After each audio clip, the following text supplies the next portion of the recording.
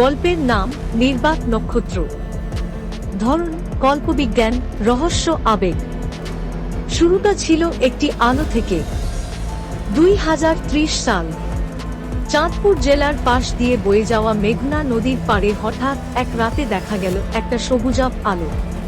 কেউ ভাবল উল্কাপিণ্ড, কেউ বলল বিদেশি ড্রোন। কিন্তু রায়হান, স্থানীয় কলেজের বিজ্ঞান শিক্ষক, বুঝতে পারল এটা কিছু ভিন্ন। সেই রাতে সে প্রথম শুনল একটা ভাষাহীন শব্দ, কানে না শোনা কিন্তু মনে অনুভব করা যায় এমন এক ডাক। দেখা হয় নীলর সঙ্গে।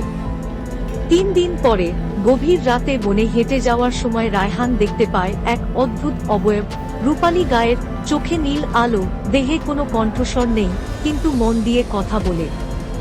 তার নাম নীল। সে এসেছে লেয়া-7 নামক এক গ্রহ থেকে, একটি ক্ষয়িষ্ণু সভ্যতা থেকে পালিয়ে। তারা মানুষের মধ্যে সহানুভূতি খুঁজছে, কারণ তাদের নিজের গ্রহে তা হারিয়ে গেছে। সম্পর্ক গড়ে ওঠে।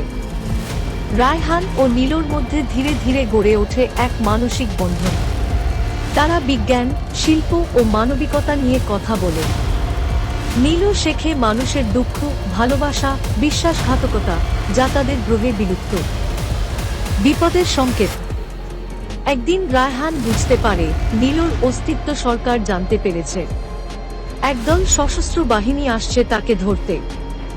নীল রায়হানকে বলে, মানুষই আমার আশ্রয়, কিন্তু মানুষই আমাকে ভয় পায়। ত্যাগ ও মুক্তি। রায়হান শেষমেশ তার নিজের জীবন ঝুঁকিতে ফেলে নীলকে সাহায্য করে গ্রহে ফিরে যাওয়ার ব্যবস্থা করে। যাওয়ার সময় নীল বলে যায়, তোমাদের পৃথিবী যত অন্ধকারই হোক, কিছু মানুষের হৃদয়ে এখনো নক্ষত্র জ্বলছে। শেষ লাইন, তাকে হারালেও আমি জানি আমার মধ্যে একজন নক্ষত্রজীবী বাস করে গেছে।